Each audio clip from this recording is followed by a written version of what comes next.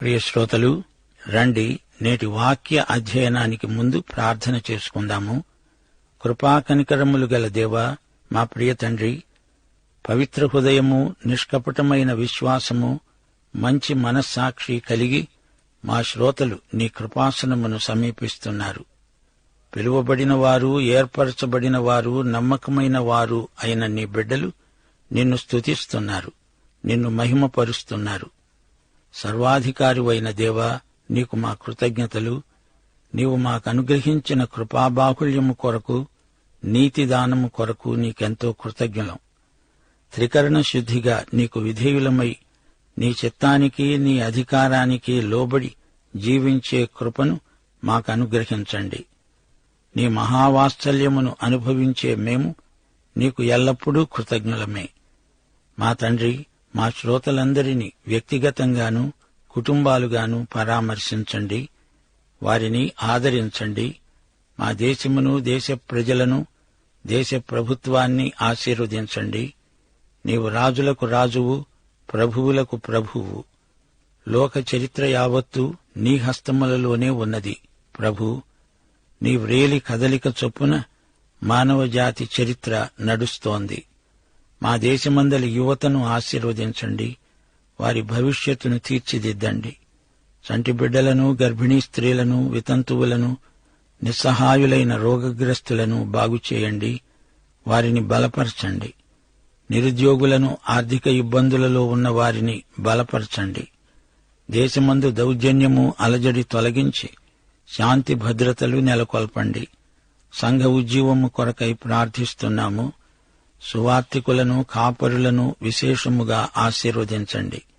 క్రైస్తవ కుటుంబాలలో ప్రార్థన ఉజ్జీవము రావాలని, బాల్యమందే పిల్లలను నీ మార్గమందు నడిపించడానికి తల్లిదండ్రులను ఆధ్యాత్మికంగా బలపరచుమని, నేటి వాక్యపాఠమందు మాకు మరిన్ని నూతన అనుభవాలు ప్రసాదించి మహిమ పొందుమని యేసుక్రీస్తు వారి పవిత్ర నామమున ప్రార్థిస్తున్నాము మా పరమ తండ్రి. ఆమెన్. ప్రియ సోదరీ సోదరులారా, శ్రోతలారా, మనం దానియేలు గ్రంథం 9వ అధ్యాయం 1 నుండి 10వ వచనం వరకు పాఠం చెప్పుకోబోతున్నాము. జాగ్రత్తగా వినండి. ఈ అధ్యాయంలో దానియేలు చేసిన ప్రార్థన ఉన్నది. తరువాత 70 వారాల ప్రవచనం ఉన్నది. దానియేలు గ్రంథంలో ఇది గొప్ప అధ్యాయం. అంతేకాదు, బైబిల్ మొత్తంలోకి గొప్ప అధ్యాయాలలోకెల్లా ఇది మరీ గొప్ప అధ్యాయం. ప్రార్థన, ప్రవచనం ఈ రెండూ ఈ అధ్యాయంలో ఉండడం విశేషం. ప్రార్థన అధ్యాయాలు బైబిల్లో ఎన్ని ఉన్నాయో వాటిలో ఈ అధ్యాయం ప్రత్యేకమైనది. అలాగే ప్రవచన అధ్యాయాలలో కూడా ఇది గొప్ప అధ్యాయంగా పరిగణించబడింది. ఈ అధ్యాయంలోని మొదటి 21 వచనాలలో దానియేలు చేసిన ప్రార్థన ఉంది. చివరి 6 వచనాలలో 70 వారాలను గురించిన మహాప్రవచనమున్నది. దానియేలు గొప్ప ప్రార్థనాపరుడు. ఈ గ్రంథారంభంలో దానియేలు ప్రార్థించాడు. నెబుకద్నెజరు కలభావం చెప్పేందుకు జ్ఞానమివ్వవలసిందని దేవుణ్ణి వేడుకున్నాడు. దానియేలు ప్రార్థన చేయని రోజంటూ లేదు. దానియేలు ప్రార్థన విధానం ఈ అధ్యాయంలో మనం పరిశీలిస్తాము. ప్రార్థనలోని నియమాలేవో అవి కూడా ఈ అధ్యాయంలో మనం నేర్చుకుంటాము. దానియేలు చక్కని మాదిరి ప్రార్థన చేశాడు. ప్రార్థనలో ఒక నిర్దిష్ట లక్ష్యము, గురి ఉండాలి. ప్రార్థనలో యథార్థమైన పశ్చాత్తాపాన్ని వ్యక్తం చేశాడు. ప్రార్థనలో బలమైన విజ్ఞాపన చేశాడు. వ్యక్తిగతంగా తాను ప్రార్థించడమే కాదు, తన జాతి పక్షాన తాను ప్రార్థిస్తూ తనను తాను తన జాతితో సంయుక్తపరుచుకున్నాడు. 1వ వచనం నుండి వినండి. మాదీయుడైన అహష్వేరోషు యొక్క కుమారుడైన దర్యావేషు కల్దీయులపైన రాజయ్యాడు. అతని ఏలుబడిలో 1 సంవత్సరమందు దానియేలు అనే నేను యెహోవా తన ప్రవక్త అయిన ఇర్మీయాకు సెలవిచ్చి తెలియచేసినట్లు యెరూషలేము పాడుగా ఉండవలసిన 70 సంవత్సరాలు సంపూర్తి అవుతున్నదని గ్రంథముల వలన గ్రహించాను. అంతట నేను గోనెపట్ట కట్టుకొని ధూళి తలపైన వేసుకొని ఉపవాసముండి ప్రార్థన విజ్ఞాపనలు చేయడానికి ప్రభు అయిన దేవుని ఎదుట నా మనస్సును నిబ్బరము చేసుకున్నాను.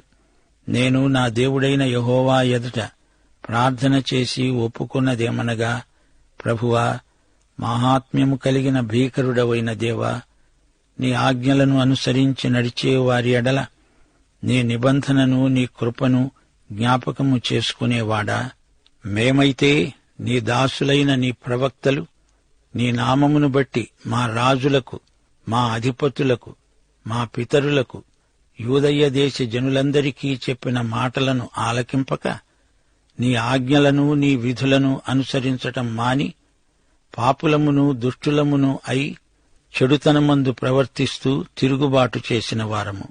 ప్రభువా, నీవే నీతిమంతుడవు, మేమైతే సిగ్గుచేత ముఖవికారమొందిన వారము.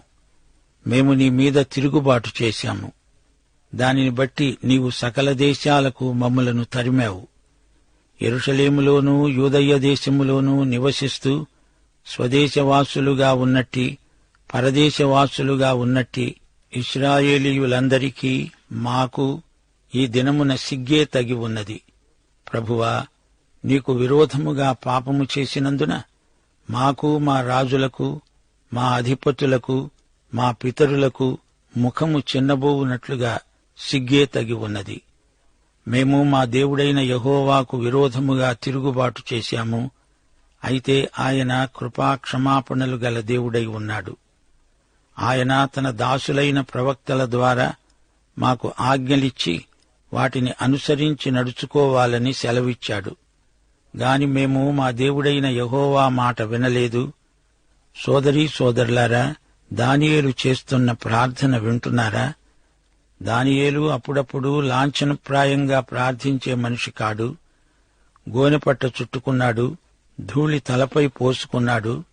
ప్రార్థన అంటే ఏదో కంఠతా చేసింది యాంత్రికంగా వల్లించటం కాదు. మత్తయి సువార్త 6:7 ప్రభువు ప్రార్థన నియమాన్ని మనకు నేర్పుతున్నాడు. మీరు ప్రార్థన చేసేటప్పుడు అన్యజనుల వలె వ్యర్థమైన మాటలు వచింపవద్దు. విస్తరించి మాటలాడుట వలన తమ మనవి వినబడుతుందని వారు తలంచుతున్నారు. మీరు వారి వలె ఉండకండి. అది దేవుని దృష్టిలో అసలు ప్రార్థన కానే కాదు. దానియేలు ఉపవాసమున్నాడు, నెత్తిన బూడిద పోసుకున్నాడు. ఇది ప్రదర్శన కోసం కాదు. దేవుని సన్నిధిలో పైవేషాలు నిలువవు. దానియేలు ప్రార్థనలో నిజాయితీ ఉంది, దాపరికమేమీ లేదు. తనలో ఉన్నదంతా దేవుని ఎదుట కృమ్మరించుకున్నాడు. ప్రార్థనలో దానియేలు తన పాపాన్ని, తన జాతి యొక్క పాపాలను ఒప్పుకున్నాడు. ప్రార్థనలో డొంక తిరుగుడు భాష పనికిరాదు. పారదర్శకత ఎంతో అవసరం. దేవుని కన్నులకు మరుగైనది ఏదీ లేదు గదా. దానియేలు ప్రార్థిస్తూ ఉండగానే అతని ప్రార్థనకు దేవుడు జవాబిచ్చాడు. 1 యోహాను 5:14 ఆయనను బట్టి మనకు కలిగిన ధైర్యమేమనగా, ఆయన చిత్తానుసారముగా మనమేది అడిగినా ఆయన మన మనవి ఆలకిస్తాడు అనేదే. దానియేలు ప్రార్థిస్తూ ఉండగానే గబ్రియేలు వచ్చి దానియేలుకు దేవుని చిత్తాన్ని విశదీకరించాడు. అది బహిరంగ ప్రార్థన సమావేశం కాదు. దానియేలు వ్యక్తిగత ప్రార్థన సమయం. 3 నిమిషాలు దానియేలు చేసిన ప్రార్థనకు వెంటనే జవాబు వచ్చింది. మన ప్రభువు యోహాను సువార్త 17 వ్యక్తిగతంగా ప్రార్థించాడు. వ్యక్తిగత ప్రార్థనలు చేయకుండా ఎక్కువగా బహిరంగ ప్రార్థనల్లో పాల్గొనే వారిని పరలోకం వేషధారులు అంటుంది. దానియేలు ప్రార్థన వేగవంతమై పరలోక ప్రదేశాలలోకి చొచ్చుకుపోయింది. దేవుని సింహాసనాన్ని సమీపించింది.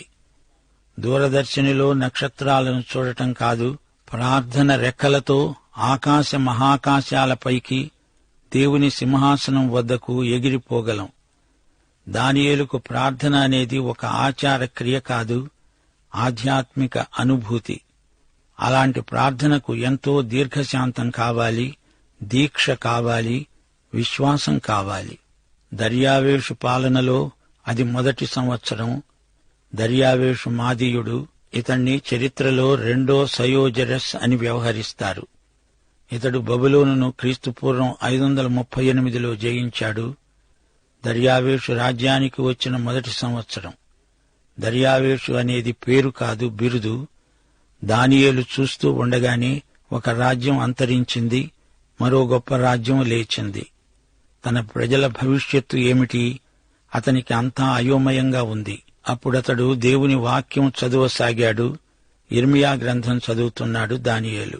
యిర్మీయా తన ప్రవచనంలో అన్నాడు, ఇశ్రాయేలు 70 సంవత్సరాలు చెరలో ఉంటారు. క్రీస్తుపూర్వం 537 సంవత్సరం. దానియేలుకు ఇంచుమించు 90 సంవత్సరాల వయస్సు వచ్చింది. క్రీస్తుపూర్వం 606లో ఒక యువకుడిగా చెరలోకి వచ్చాడు. అప్పటికి అతనికి 17 ఏండ్లు. 70 సంవత్సరాల గడువు తీరిపోవచ్చింది. వీరు స్వదేశానికి వెళ్లిపోతారు. దానియేలు తన ప్రజల భవిష్యత్తును గురించి ఎంతో కంగారు పడ్డాడు. 8వ అధ్యాయంలోని చిన్న కొమ్మును చూచి దానియేలు ఎంతో ఆందోళన చెందాడు. చిన్న కొమ్ము అంటే యాంటియోకస్ ఎపిఫనెస్. అతడు సిరియా రాజు, సెల్యూసిడ్ కుటుంబానికి చెందినవాడు. అతడు దానియేలు యొక్క జాతిని, అతని ప్రజలను హింసిస్తాడు. ఈ ప్రవచన భావం తెలియగానే దానియేలు మానసికంగా ఎంతో కుంగిపోయాడు. ప్రియశ్రోతలు, దానియేలు దేవుని వాక్యం చదువుతూ ఉండగా ప్రార్థనకు కావలసిన ప్రేరణ కలిగింది. దేవుని వాక్యం దేవుని చిత్తాన్ని బయలుపరుస్తుంది. దేవుని వాక్యం అధ్యయనం చేసి ప్రార్థించే వారికి దేవుని చిత్తం తప్పకుండా బయలుపడుతుంది. ఇంతకు యిర్మీయా గ్రంథంలో దానియేలు చదివిన ప్రవచనాలేవి? ధ్యానించిన సత్యమేది? యిర్మీయా గ్రంథం 25వ అధ్యాయం 11వ వచనం. ఈ దేశమంతా పాడుగా నిర్జనముగా ఉంటుంది. ఈ జనులు 70 సంవత్సరాలు బబులోను రాజుకు బానిసలుగా ఉంటారు. యిర్మీయా 29వ అధ్యాయం 10వ వచనం. యెహోవా ఈ ఆజ్ఞ ఇస్తున్నాడు, బబులోను రాజ్యమునకు 70 సంవత్సరాలు గతించిన తరువాతనే మిమ్మును గూర్చి నేను పలికిన శుభవార్త నెరవేర్చి ఈ స్థలమునకు మిమ్మును తిరిగి రప్పించున్నట్లు నేను మిమ్ములను దర్శిస్తాను. శ్రోతలు వింటున్నారా? దానియేలు యిర్మీయా ప్రవచనాలు చదువుతున్నాడు. 70 సంవత్సరాలను గురించిన ప్రవచనం దానియేలు దృష్టిని ఆకర్షించింది. గబ్రియేలు 70 వారాలు అనగానే 24వ వచనం. 70 వారాలు 70 సంవత్సరాలు అని తెలిసిపోయింది. 70 సంవత్సరాలు అంటే 70 వారాలు. ఇశ్రాయేలు శ్రమల కాలమంతా తదుపరి భూమిపై మెస్సియా రాజ్యం స్థాపించబడబోయే వరకు ఈ కాలమే అని గుర్తించాలి. దానియేలు చేసిన ప్రార్థనలో మనకెన్నో అంశాలు బోధపడతాయి. ప్రార్థన చేసేటప్పుడు దానియేలు ఎంత విరిగి నలిగిన హృదయంతో ఉన్నాడో చూచారా? గోనెపట్ట కట్టుకున్నాడు. అది ప్రగాఢమైన పశ్చాత్తాపానికి గుర్తు. ధూళి తలపై పోసుకున్నాడు. మనస్సు నిబ్బరం చేసుకున్నాడు. ప్రార్థన, విజ్ఞాపన, ఉపవాసం ఉండాలా అంటే యేసు ప్రభు ఉపవాసమున్నాడు. విశ్వాసులు ఉపవాసం ఉండాలి అనేది కృపాదృక్పథంలో ఆజ్ఞ కాదు, ఐచ్ఛికం. ఉపవాసం అనేది స్వచ్ఛందంగా చేసినప్పుడే అది కృప అవుతుంది, లేకపోతే ధర్మశాస్త్రం అవుతుంది. ఆదిమ సంఘంలో విశ్వాసులెందరో ఉపవాసం ఉండేవారు. అది స్వచ్ఛందం. విశ్వాసులు చేయవలసిన దానికంటే ఎక్కువ చేస్తారు, ఇవ్వవలసిన దానికంటే ఎక్కువ ఇస్తారు. 2 కొరింథీ 11వ అధ్యాయం 27వ వచనంలో భక్త పౌలు అన్నాడు, ప్రయాసముతో, కష్టములతో, తరచుగా జాగరణములతో, ఆకలి దప్పులతో, తరచుగా ఉపవాసములతో, చలితో, దిగంబరత్వంతో ఉన్నాను.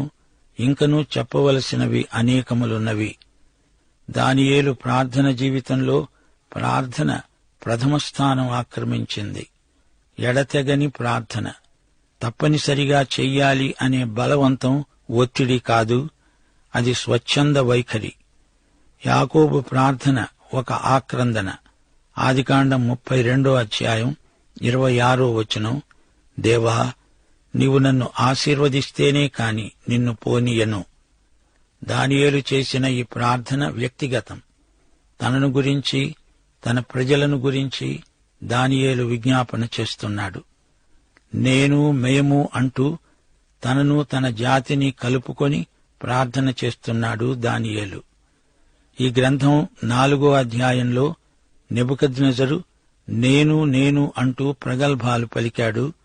నేను అన్నప్పుడు ఆ సర్వనామంలో నెబుకద్నెజరు గర్వం ధ్వనించింది. దానియేలు నేను అన్నప్పుడు అతని అణకువ, వినయశీలం వ్యక్తమవుతున్నాయి. దానియేలు దేవుని సన్నిధిలో సాష్టాంగపడ్డాడు. దేవుని గుణాతిశయాలను కొనియాడాడు, కీర్తించాడు. నా దేవా అని దేవుణ్ణి సంబోధించాడు. దేవుడు మాహాత్మ్యము గలవాడు, భీకరుడు, అనగా మహిమకు అర్హుడు, పూజనీయుడు. దేవుణ్ణి మహిమపరచాలి, ఆయనను స్తుతించాలి అని దానియేలుకు తెలుసు. దేవుడు నిబంధన దేవుడు, కృపా కనికరములు గల దేవుడు. తనను ప్రేమించే వారికి కృపచూపే దేవుడు, నీతిమంతుడు, క్షమించే కృపగలవాడు మన దేవుడు. వాగ్దానాలను నెరవేర్చే దేవుడు, విశ్వసనీయుడు, కనికరము చూపే దేవుడు. ఇశ్రాయేలు ఒక జాతిగా నిలిచి ఉందంటే ఆయన కృపే కారణం. శ్రోతలు వింటున్నారా? దేవుని కృపలేనిది మనకు ఉనికి లేదు. ఆయన రక్షణ కృపారక్షణ. విలాపవాక్యములు 3వ అధ్యాయం 22వ వచనం, యెహోవా కృపగలవాడు, ఆయన వాత్సల్యత ఎడతెగక నిలుచున్నది గనుక మనమింకా నిర్మూలము కాకుండా ఉన్నాము. అవును, నిజమే, ఆయన కృపామయుడు. అయితే మన ప్రతిస్పందన ఎలా ఉంది? మనం ఆయనకు విధేయులమైనప్పుడే ఆయన కృప సార్థకమవుతుంది. దానియేలు తన పాపాలు, తన జాతి చేసిన పాపాలు ఒప్పుకుంటున్నాడు. నా ప్రజలు నీకు తిరుగుబాటు చేశారు దేవా, వారిని క్షమించు అని దేవుణ్ణి అడుగుతున్నాడు. పాపం పలువిధాలు. పాపం అంటే అక్రమం, దౌష్ట్యం, తిరుగుబాటు, అవిధేయత, ప్రవక్తల మాటల పట్ల నిర్లక్ష్యం. అంతా దానియేలు ఒప్పుకుంటున్నాడు. ప్రియ శ్రోతలు, పాపాన్ని ఒప్పుకోకపోతే దేవుడు క్షమించడు. క్షమించబడని పాపాల వల్ల ఆత్మకు ఎంతో కీడు వాటిల్లుతుంది. అపరాధ భావన మనిషిని రోగగ్రస్తుణ్ణి చేసి విడుస్తుంది. దేవా, నేను ఏదో పాపం చేశాను అంటూ ఒక్క మాటతో సరిపుచ్చుతానులే అనుకుంటే అది కుదరదు. ఒకవేళ నేనేదైనా పాపం చేసి ఉంటే క్షమించు దేవా అంటూ చెప్పి తప్పించుకోవడం అసలే కుదరదు. ఏమేం చేశావో, ఏ పాపం చేశావో, నీ దేవుణ్ణి నీ పాపం ద్వారా ఎంత బాధ పెట్టావో అదంతా ఒప్పుకొని తీరాలి. దేవుడిదే అన్యాయం అన్నట్లు తమను తాము సమర్థించుకునే విశ్వాసులు సైతాను వలలో పడిపోయారని అర్థం. ప్రార్థనలో దేవుని కృపాసనమును సమీపించే విశ్వాసులు దానియేలు వైఖరిని అవలంబించాలి. దేవుడు నిన్ను విడువడు, ఎడబాయడు. కుంటి సాకులు చెప్పకుండా తప్పిపోయిన కుమారునిలాగా, తండ్రి, నీ ఎదట పరలోకమంతటికి వ్యతిరేకంగా పాపం చేశాను, కనికరించు అని ప్రార్థించాలి. ప్రియ శ్రోతలు, అది మాదీయ ప్రభుత్వం. మాదీయులు యాపెతు సంతానం. దానియేలు బబులోను రాజ్యం, మాదీయ రాజ్యం, పారసీక రాజ్యం, ఈ 3 రాజ్యాలను చూచాడు. దానియేలుకు ఆధ్యాత్మిక గర్వమేమీ లేదు. నిరాడంబరమైన వ్యక్తి. ఈ అధ్యాయంలో 1 నుండి 10వ వచనం వరకు దానియేలు తన దేవుణ్ణి స్తుతిస్తూ దేవునికి గల 7 లక్షణాలను పేర్కొన్నాడు. దేవుడు ఏమై ఉన్నాడు, ఎలాంటివాడు, ఈ సంగతులు చెప్పినప్పుడు అది స్తుతి అవుతుంది. ఆయన గొప్ప దేవుడు, భీకరుడు, అనగా పూజార్హుడు, నిబంధన దేవుడు, తనను ప్రేమించే వారికి కనికరము చూపే దేవుడు, తన ఆజ్ఞలను గైకొనే వారిని ప్రేమించే దేవుడు, నీతిమంతుడు, తీర్పరి, కనికరించే దేవుడు. ఇక ఇశ్రాయేలు ఒక జాతిగా చేసిన పాపాలు ఎన్ని ఉన్నాయో వాటన్నిటినీ దానియేలు ఏకరువు పెట్టాడు. పాపం చేశారు, అక్రమంగా ప్రవర్తించారు, చెడుతనం జరిగించారు, దేవుని ఆజ్ఞలను మీరారు, జవదాటారు. దైవసేవకులు, ప్రవక్తలు చేసిన ప్రబోధాలను పెడచెవిని పెట్టారు. దేవునికి ఎదురు తిరిగారు, తిరుగుబాటు చేశారు, దేవుని స్వరాన్ని నిర్లక్ష్యపెట్టారు, దేవుని ధర్మశాస్త్రాన్ని మీరారు. దానియేలు యూదావారి కోసం, ఇశ్రాయేలీయులందరి కోసం ప్రార్థించాడు. మిగతా 10 గోత్రాలు యూదా కంటే ముందుగా 133 సంవత్సరాల క్రిందటే అష్షూరు చేత చెరగొనిపోబడ్డారు. ఆయా ప్రాంతాలలో చెదరిపోయిన తన ప్రజలందరి కోసం దానియేలు ప్రార్థించాడు. మనము మనవారి కోసం ప్రార్థించాలి. పాఠం ఇంతటితో సమాప్తం. ప్రభు అయిన యేసుక్రీస్తు వారి దివ్యకృప, తండ్రి అయిన దేవుని పరమ ప్రేమ, పరిశుద్ధాత్మ యొక్క అన్యోన్య సహవాసము, సమాధానము మనకందరికీ నిత్యత్వము వరకు తోడై ఉండునుగాక. ఆమేన్.